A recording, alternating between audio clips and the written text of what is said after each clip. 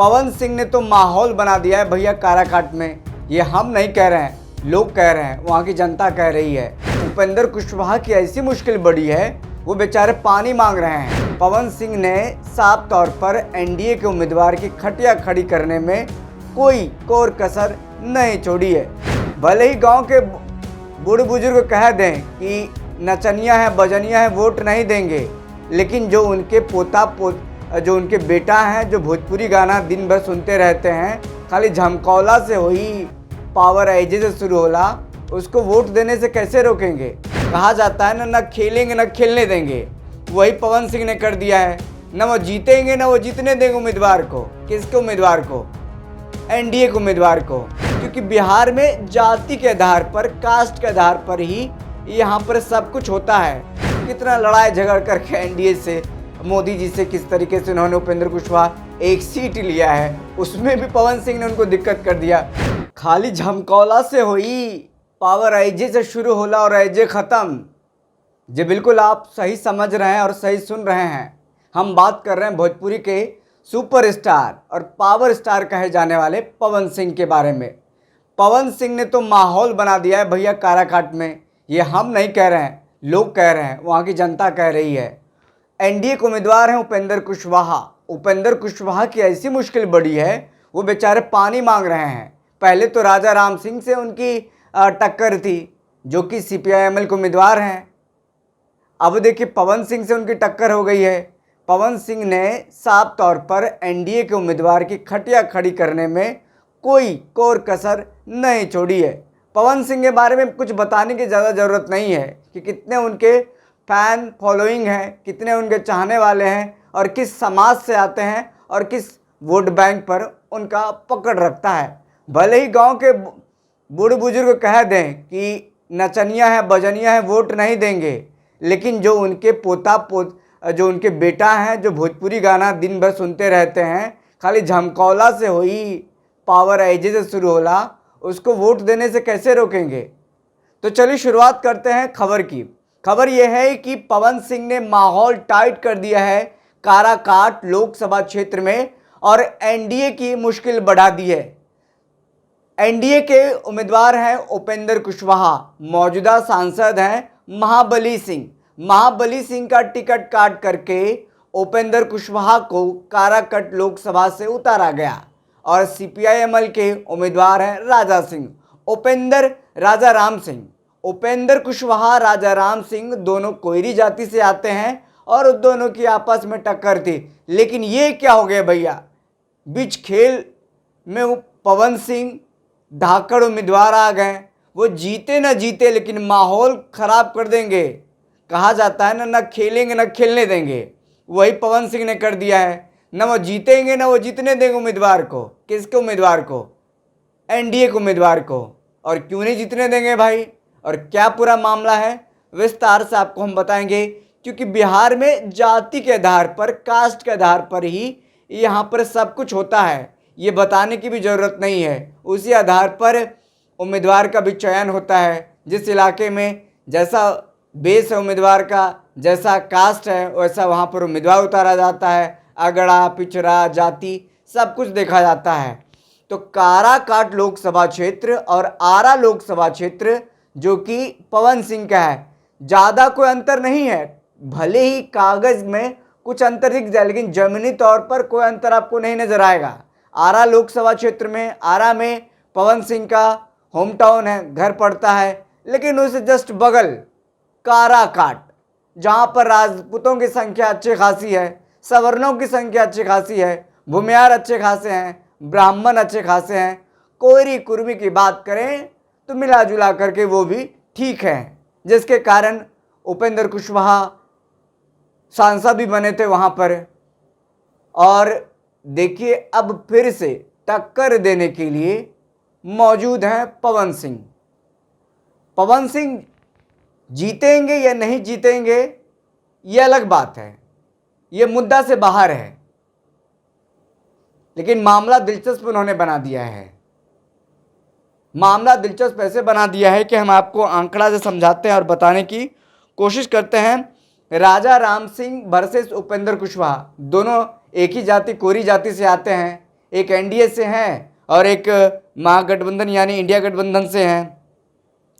और वर्तमान में महाबली सिंह सांसद हैं। महाबली का पत्ता काट करके उपेंद्र कुशवाहा को सीट वहाँ पर दिया गया, टिकट दिया गया है। और सवर्ण का काराकाट में अच्छा खासा वोट बैंक है, अच्छा खासा जनसंख्या है।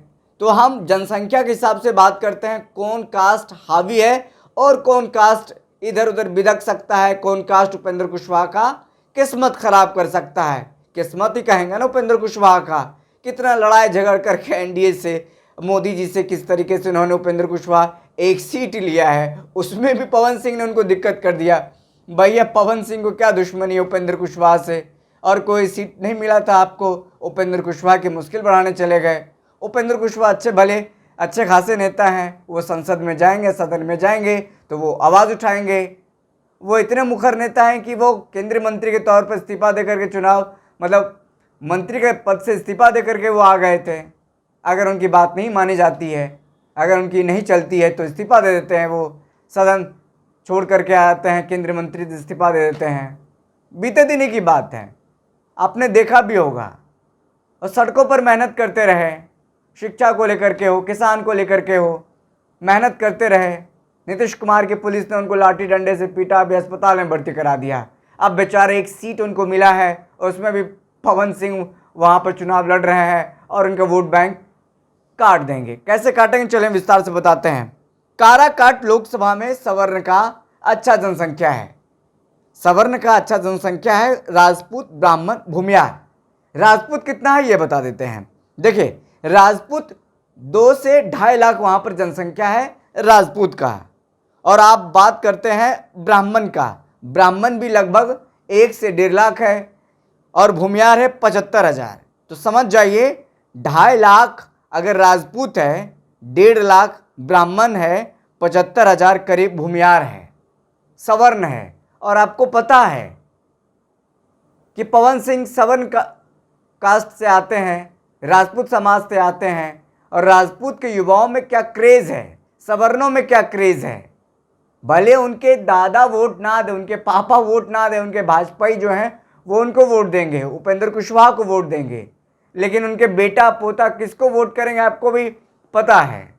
पहले तो साफ था सवर्णों की मजबूरी थी उपेंद्र कुशवाहा को वोट देना, क्योंकि उनके कास्ट का कोई मैदान में नहीं था। लेकिन जब से काराकाट लोकसभा से चुनाव लड़ने का ऐलान कर दिया पवन सिंह ने, उसी समय से माहौल बदल गया। उपेंद्र कुशवाहा भले कुछ ना बोले, लेकिन उनका चेहरा, उनका बयान सब कुछ बता दे रहा है कि उनके अंदर एक कपकपी है कि अब क्या होगा भैया, हम चुनाव जीतेंगे या नहीं जीतेंगे, या हम दोनों की लड़ाई में राजा राम सिंह निकल जाएंगे। जो महागठबंधन के, इंडिया गठबंधन के उम्मीदवार हैं, इन दोनों का कॉन्फ्लिक्ट महागठबंधन के उम्मीदवार राजा राम सिंह को आराम से मिल सकता है। मामला दिलचस्प बना दिया है। न खेलेंगे न खेलने देंगे, जैसे मोदी जी कहते न खाएंगे न खाने देंगे, वही हाल पवन सिंह ने कर दिया। न जीतेंगे न जीतने देंगे। इससे पीछे की अगर बात चलें, पवन सिंह भाजपा के कार्यकर्ता हैं, ये गौर करने वाली बात है। पवन सिंह अभी भी भाजपा के प्राथमिक सदस्य हैं, उन्होंने इस्तीफा नहीं दिया है, भाजपा के कार्यकर्ता हैं और भाजपा कार्रवाई नहीं कर रही है, ये गौर करने वाली बात है। उपेंद्र कुशवाहा इसको नोटिस ले रहे हैं या फिर उनकी पार्टी नोटिस ले रही है या नहीं ले रही है, इसको क्या कहना है इसका नहीं पता है मुझे, क्योंकि पवन सिंह ने जब इस्तीफा नहीं दिया है प्राथमिक सदस्यता, तो निर्दलीय चुनाव कैसे लड़ रहे हैं। कार्यकर्ता भाजपा के ही हैं। पहले पवन सिंह को पश्चिम बंगाल के आसनसोल से टिकट दिया गया था, लेकिन पवन सिंह के कुछ गानों को लेकर विवाद हो गया। और कौन गानों को लेकर के विवाद हुआ, ज़्यादा विस्तार में जाने की ज़रूरत नहीं है, आपको भी पता है, क्योंकि बिहार के दर्शक को सब कुछ पता रहता है कि क्या कुछ हुआ भोजपुरी में खास करके। उन पवन सिंह ने कहा कि माँ ने कहा कि पश्चिम बंगाल से मत लड़ो, आसनसोल से मत लड़ो, तो वो नहीं लड़े, उन्होंने टिकट वापस कर दिया, या यूँ कहें कि वापस टिकट ले लिया गया। और पवन सिंह ने ठाना था कि माँ से जो हमने वादा किया है कि हम चुनाव लड़ेंगे तो लड़ेंगे, और उन्होंने अपना वादा भी पूरा कर रहे हैं, चुनाव लड़ने के लिए मैदान में कूद गए हैं। भाजपा ने उनको मना किया था कि मत लड़िए, आरा से पहले मूड बनाए थे, लेकिन राजकुमार सिंह, आरके सिंह, कद्दावर नेता आरा से वहाँ पे लोकसभा चुनाव लड़ रहे हैं। अब लोकसभा चुनाव आरा से पवन सिंह क्यों नहीं लड़ रहे हैं, तो वही बता सकते हैं। लेकिन काराकाट अपने बगल के लोकसभा क्षेत्र चुना जहां पर सवर्णों की अच्छा जनसंख्या है, और उपेंद्र कुशवाहा की टेंशन बढ़ा दी है उन्होंने। साफ अब देखिए माहौल बिगड़ने वाला है।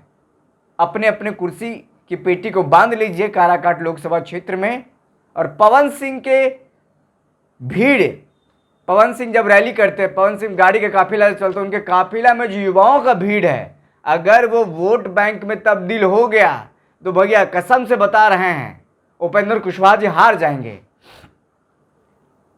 अब कितना वोट बैंक में भीड़ तब्दील होता है ये तो कहना मुश्किल है, क्योंकि इसका कोई अंदाज़ा नहीं लगा सकता है कि जितना रैली में भीड़ आता है, जितना जनसभा में भीड़ आता है, तमाम लोग वोट दे ही दें। लेकिन अगर बाय चांस उपेंद्र कुशवाहा की किस्मत खराब रहा, तमाम युवाओं ने वोट एक तरफा कर दिया, सवर्ण युवा ही एक तरफा वोट कर दिए, तब तो मामला गड़बड़ा जाएगा। उपेंद्र कुशवाहा नहीं जीत पाएंगे, पवन सिंह भी नहीं जीतेंगे, और राजा राम सिंह निकल लेंगे, महागठबंधन के उम्मीदवार को फायदा हो जाएगा। इसके पीछे की भी दिलचस्प कहानी है, हम आपको और कहानी सुनाते हैं। देखिए, आपको याद होगा Manish Kashyap, fake news peddler, fake news फैलाने के आरोपी, एनएसए उस पर लगा, गांधी जी को गाली देने का आरोप है, बिहार पुलिस आदतन अपराधी कहती है। पश्चिमी चंपारण से चुनाव लड़ रहे थे संजय जायसवाल, जो कि बिहार बीजेपी के पूर्व प्रदेश अध्यक्ष रह चुके हैं, वर्तमान के सांसद हैं वहाँ से।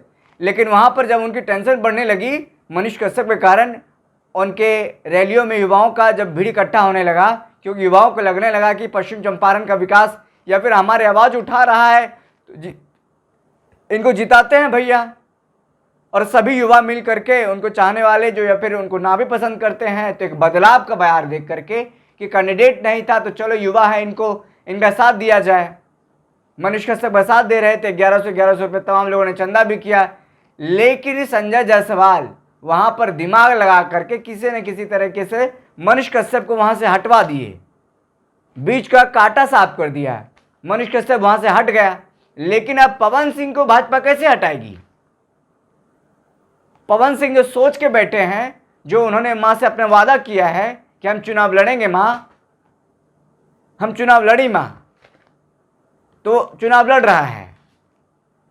जब वो चुनाव लड़ रहे हैं तो अब वो कैसे हटेंगे? वो किसी का बात नहीं सुनने वाले हैं। भाजपा ऐसा नहीं है कि पवन सिंह को नहीं कह रही है कि आप वहाँ से चुनाव मत लड़िए, लेकिन पवन सिंह मान नहीं रहे। लेकिन नहीं, बैक होने का कोई चांस नहीं है।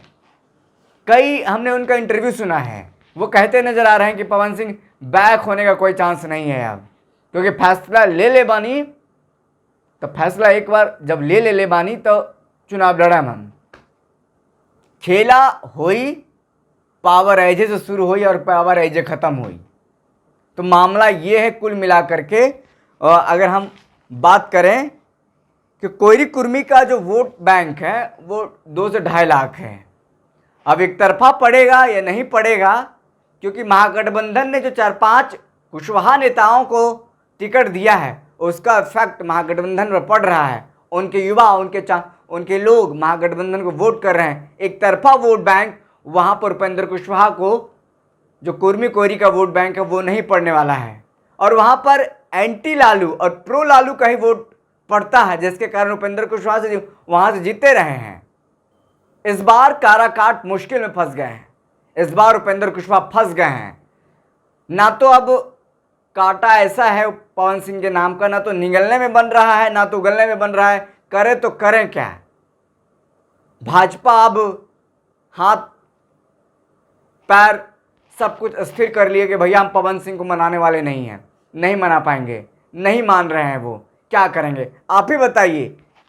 पवन सिंह ने मुश्किल बढ़ाई है कि नहीं बढ़ाई है? अगर आप काराकाट लोकसभा से देख रहे हैं तो बताइए पवन सिंह कितना टक्कर दे पाएंगे उपेंद्र कुशवाहा को?